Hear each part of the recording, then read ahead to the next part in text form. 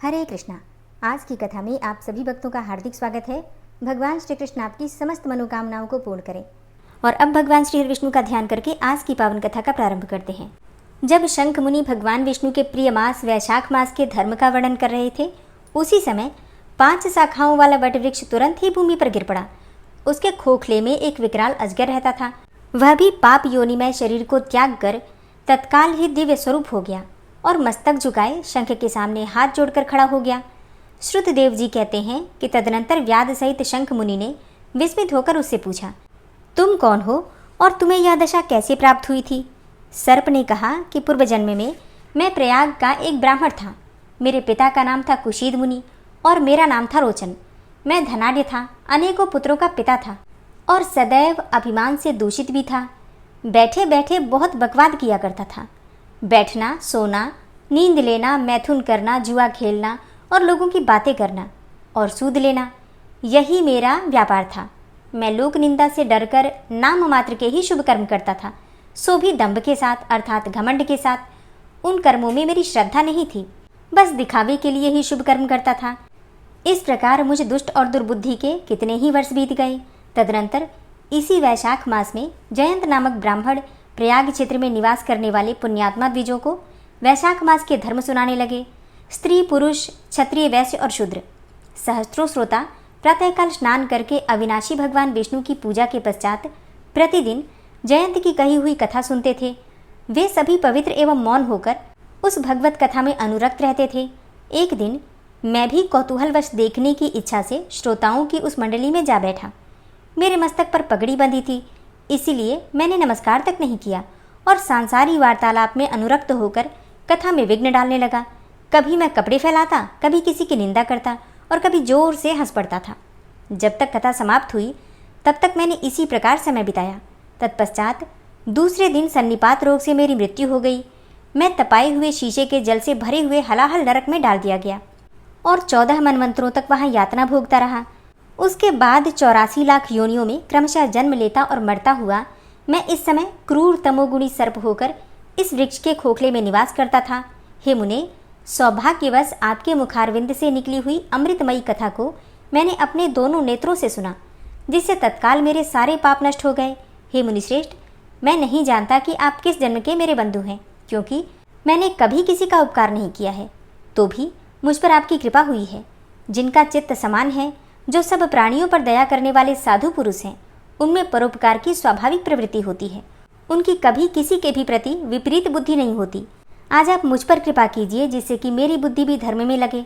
देवाधिदेव भगवान विष्णु की मुझे कभी विस्मृति न हो और साधु चरित्र वाले महापुरुषों का सदा ही संग प्राप्त होता रहे। जो लोग मद से अंधे हो रहे हों, उनके लिए तो एकमात्र दरिद्रता ही उत्तम अंजन है। इस प्रकार नाना भांति से स्तुति करके रोचन ने बार बार शंख को प्रणाम किया और हाथ जोड़कर चुपचाप उनके आगे खड़ा हो गया। तब शंख ने कहा, हे ब्राह्मण, तुमने वैशाख मास और भगवान विष्णु का महात्म्य सुना है। इससे उसी क्षण तुम्हारा सारा बंधन नष्ट हो गया। हे द्विजश्रेष्ठ, परिहास, भय, क्रोध, द्वेष, कामना अथवा स्नेह से भी एक बार भगवान विष्णु के पापाहारी नाम का उच्चारण करके बड़े भारी पापी भी रोग शोक रहित वैकुंठ धाम में चले जाते हैं। फिर जो श्रद्धा से युक्त होकर क्रोध और इंद्रियों को जीत कर सबके प्रति दया भाव रखते हुए भगवान की कथा सुनते हैं, वे उनके लोक में जाते हैं। इस विषय में तो कहना ही क्या है। कितने ही मनुष्य केवल भक्ति के बल से एकमात्र भगवान की कथा वार्ता में तत्पर होकर अन्य सब धर्मों का त्याग कर देने पर भी भगवान विष्णु के परम पद को पा लेते हैं। भक्ति से अथवा द्वेष आदि से भी जो कोई भगवान की भक्ति करते हैं, वे भी प्राणहारिणी पूतना की भांति परम पद को प्राप्त होते हैं। सदा महात्मा पुरुषों का संग और उन्हीं के विषय में वार्तालाप करना चाहिए।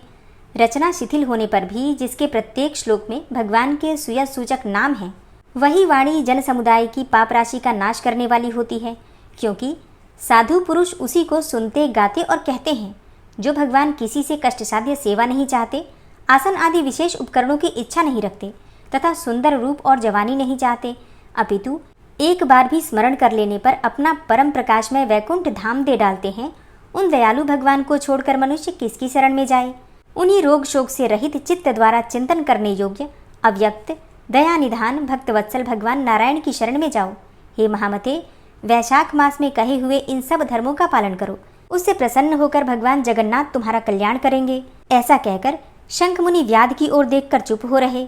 तब उस दिव्य पुरुष ने पुनः इस प्रकार कहा, हे मुने, मैं धन्य हूँ।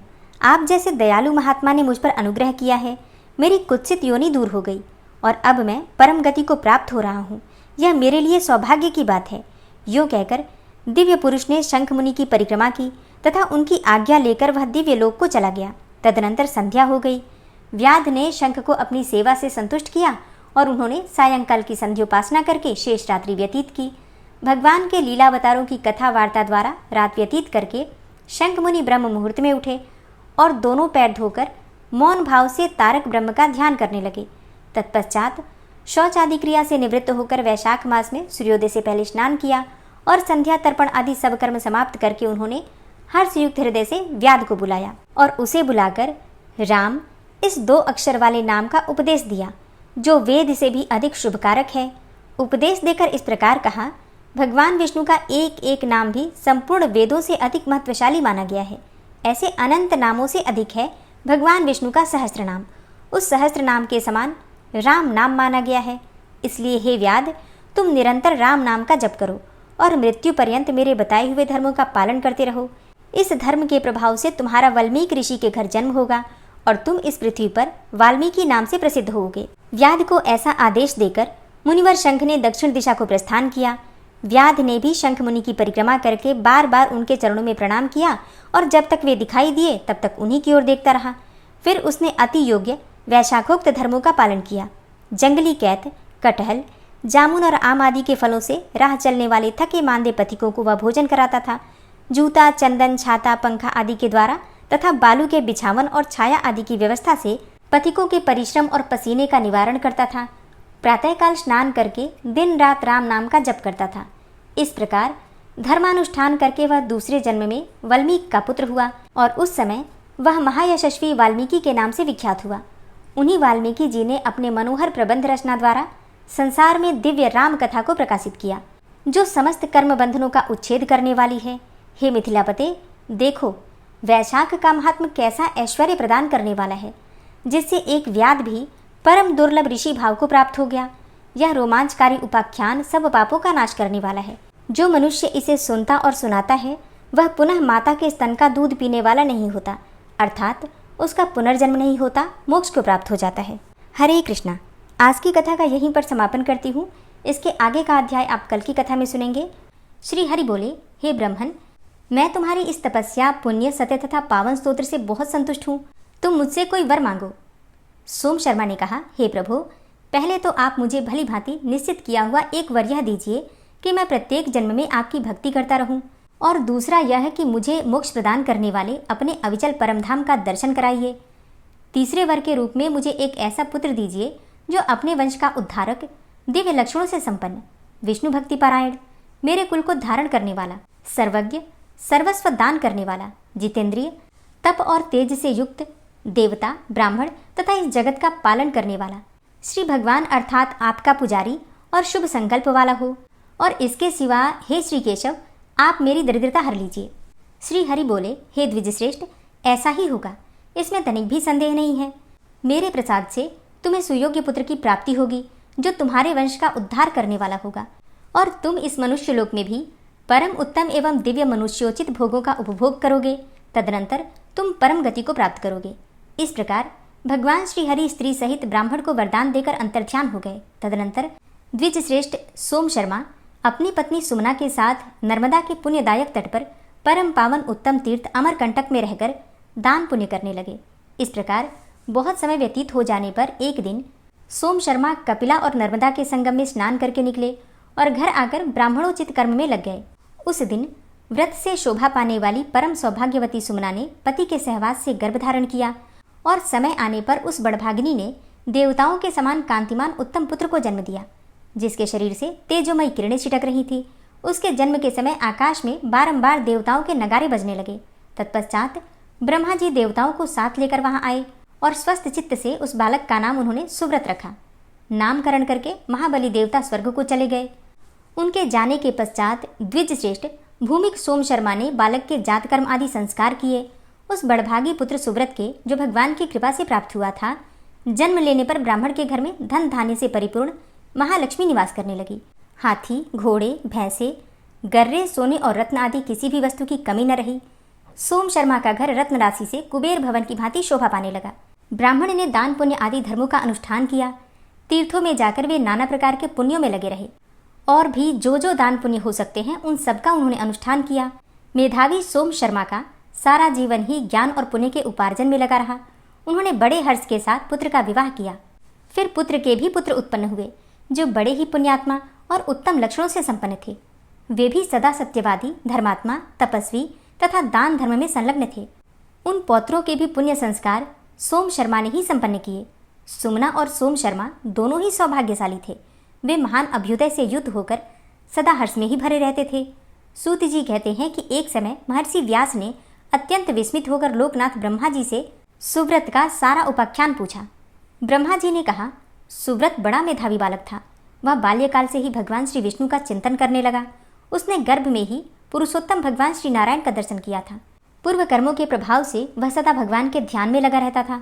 वह गान, विद्याभ्यास और अध्यापन करते समय भी शंख चक्र गदाधारी उत्तम पुण्यदायी भगवान श्री पद्मनाभ का ध्यान और चिंतन किया करता था।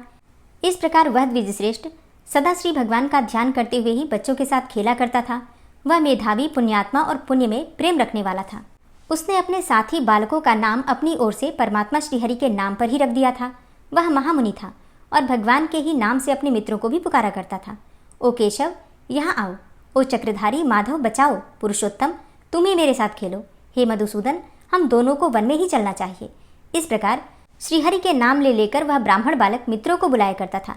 खेलने, पढ़ने, हंसने, सोने, गीत गाने, देखने, चलने, बैठने, ध्यान करने, सलाह करने, ज्ञान अर्जन करने तथा शुभ कर्मों का अनुष्ठान करने के समय भी वह श्री भगवान को ही देखता और जगन्नाथ, जनार्दन आदि नामों का उच्चारण किया करता था। विश्व के एकमात्र स्वामी श्री परमेश्वर का ध्यान करता रहता था। तृण, काष्ठ, पत्थर तथा सूखे और गीले सभी पदार्थों में वह धर्मात्मा बालक श्री केशव को ही देखता। कमल लोचन श्री गोविंद का ही साक्षात्कार किया करता था।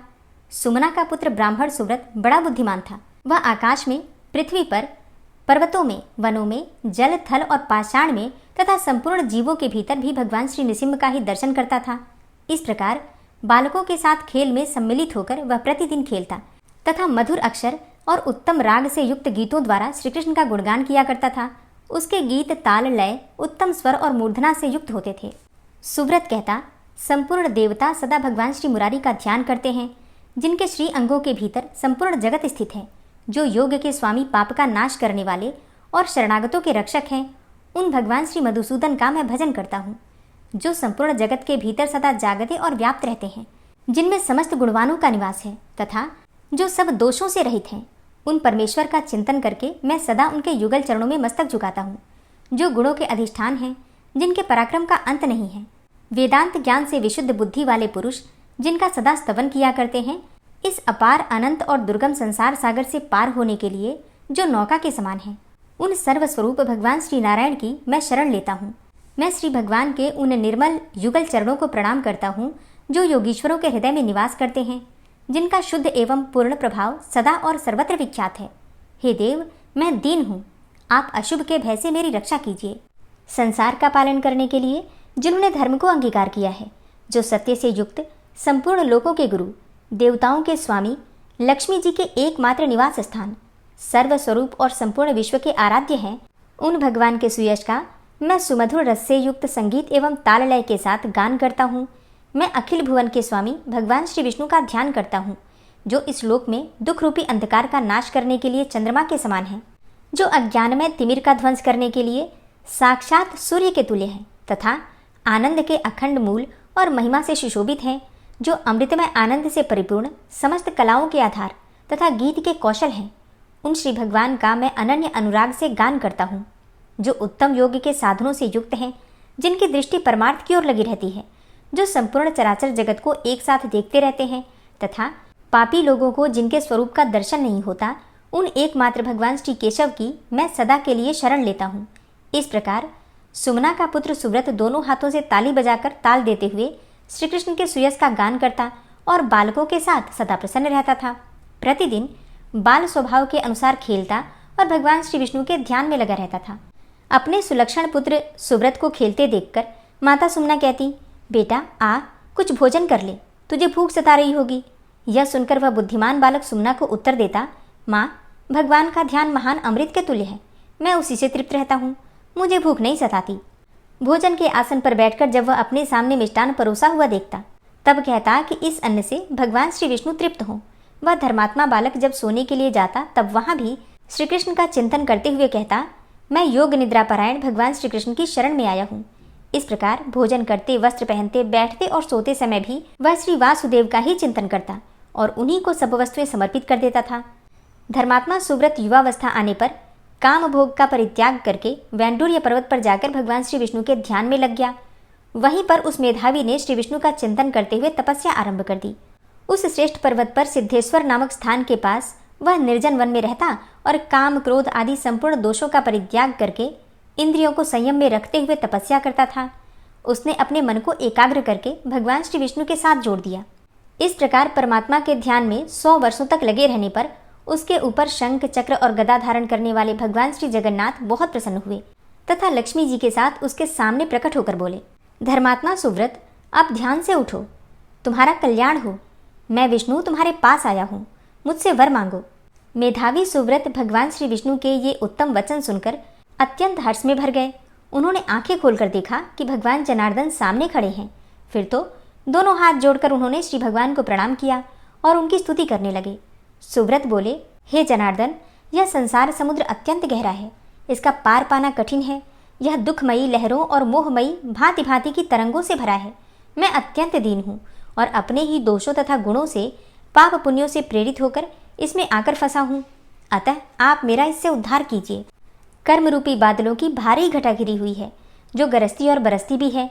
मेरे पातकों की राशि विद्युलता की भांति उसमें थिरक रही है। मोह रूपी अंधकार समूह से मेरी दृष्टि, विवेक शक्ति नष्ट हो गई है। मैं अत्यंत दीन हो रहा हूँ। हे मधुसूदन, मुझे अपने हाथ का सहारा दीजिए। यह संसार एक महान वन है, इसमें बहुत से दुख ही वृक्ष रूप में स्थित हैं। मोह रूपी सिंह इसमें निर्भय होकर निवास करते हैं। इसके भीतर शोक रूपी प्रचंड दावानल प्रज्वलित हो रहा है, जिसकी आंच से मेरा चित्त संतप्त हो उठा है। हे कृष्ण, इससे मुझे बचाइए। यह संसार एक वृक्ष के समान है। यह अत्यंत पुराना होने के साथ बहुत ऊंचा भी है। माया इसकी जड़ है। शोक तथा नाना प्रकार के दुख इसकी शाखाएं हैं। पत्नी आदि परिवार के लोग पत्ते हैं और इसमें अनेकों प्रकार के फल भी लगे हैं। हे मुरारे, मैं इस संसार वृक्ष पर चढ़कर गिर रहा हूँ। हे भगवान, इस समय मेरी रक्षा कीजिए, मुझे बचाइए। हे कृष्ण, मैं दुख रूपी अग्नि, विविध प्रकार के मोह रूपी धुएं तथा वियोग, मृत्यु और काल के समान शोकों से जल रहा हूँ। आप सर्वदा ज्ञान रूपी जल से सींचकर मुझे सदा के लिए संसार बंधन से छुड़ा दीजिए। हे कृष्ण, मैं मोह रूपी अंधकार राशि से भरे हुए संसार नामक महान गड्ढे में सदा से गिरा हुआ हूँ, दीन हूँ और भय से अत्यंत व्याकुल हूँ। आप मेरे लिए नौका बनाकर मुझे उस गड्ढे से निकालिए और वहां से खींचकर मुझे अपनी शरण में ले लीजिए। जो संयमशील हृदय के भाव से युक्त होकर अनन्य चित्त से आपका ध्यान करते हैं, वे आपकी पदवी को प्राप्त हो जाते हैं तथा जो देवता और किन्नरगण आपके दोनों परम पवित्र चरणों को प्रणाम करके उनका चिंतन करते, वे भी आपकी पदवी को प्राप्त होते हैं। मैं न तो दूसरे का नाम लेता हूँ, न दूसरे को भजता हूँ और न दूसरे का चिंतन ही करता हूँ। नित्य निरंतर आपके जुगल चरणों को ही प्रणाम करता रहता हूँ। इस प्रकार मैं आपकी शरण में आया हूँ, आप मेरी रक्षा करें। मेरे पातक समूह शीघ्र ही दूर हो जाएं। मैं नौकर की भांति जन्म जन्म आपका दास बना रहूं। हे भगवान, आपके युगल चरण कमलों को सदा प्रणाम करता हूँ। हे श्री कृष्ण, यदि आप मुझ पर प्रसन्न हैं तो मुझे यह उत्तम वरदान दीजिए। मेरे माता पिता को सशरीर अपने परम धाम में पहुँचाइए। मेरे ही साथ मेरी पत्नी को भी अपने लोक में ले चलिए। श्री हरि बोले, हे ब्रह्मन, तुम्हारी यह उत्तम कामना अवश्य पूर्ण होगी। इस प्रकार सुव्रत की भक्ति से संतुष्ट होकर भगवान श्री विष्णु उन्हें उत्तम वरदान देकर दाह और प्रलय से रहित वैष्णव धाम को चले गए। सुव्रत के साथ ही सुमना और सोम शर्मा भी वैकुंठ धाम को प्राप्त हुए। हरे कृष्णा। आज की कथा का यहीं पर समापन करती हूँ। उम्मीद करती हूँ ये कथा आपको जरूर पसंद आई होगी।